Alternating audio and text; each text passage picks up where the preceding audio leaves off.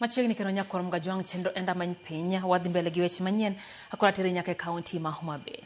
Doho ma Homabay orem somo ketho ne achije moko auchiel mane omaki tich abich juma mokalo e mibadhi mar siling milion 348.9 mar orak mar gero apis mar od bura mar kaunti no. Achijego kama oting'o mane gin karende mag od bura ma Homabay Faith Apuko kod Daniel Kaudo kod achije moko kaka Roslyn Odhiambo ma en jatend migawo mar lo e sirikand kaunti ma Homabay, James Oyuka, Mary Pauline Oduor maduto gin directors e kambi mar Heartland Enterprises kod Patrick Tanoi nyochopo e nyim doho ma Homabay.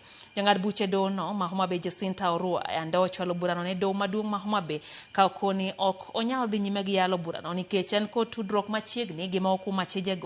Kata kamano jang'ad buche doho mamalo ma Homabay, Lady Justice Olga Sewe okone chwal gi e doho ma yalo mibadhi Kisii.